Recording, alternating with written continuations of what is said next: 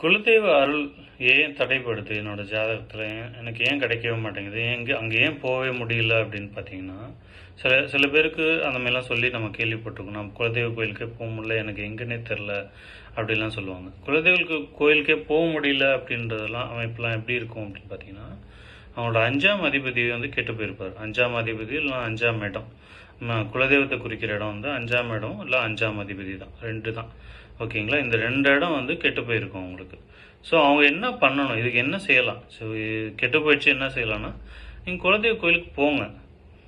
ஓகேங்களா? உங்களுக்கு தடை தாமதங்கள்லாம் வரும். சரி, நீங்கள் ஒரு தடவை பிளான் பண்ணுறீங்க அப்படின்னா அந்த பிளானிங் வந்து சக்ஸஸ் ஆகலாமல் போகிறதுக்கான வாய்ப்பு இருக்குது.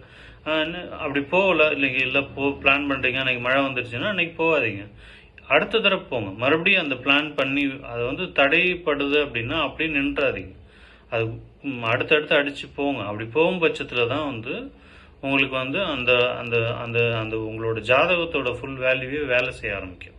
சரிங்களா? பேசிக்காக உங்கள் ஜாதகத்தில் நிறைய விஷயங்கள், நல்ல விஷயங்கள் இருக்கும். ஆனால் இப்போ நீங்கள் இங்கே போகாமல் இருக்கும் பட்சத்தில் தான் உங்களுக்கு வந்து அந்த பிரச்சனையெல்லாம் கொடுக்கும். நீங்கள் போனதுக்கப்புறம் தான் அது நல்லா வேலை செய்ய ஆரம்பிக்கும்.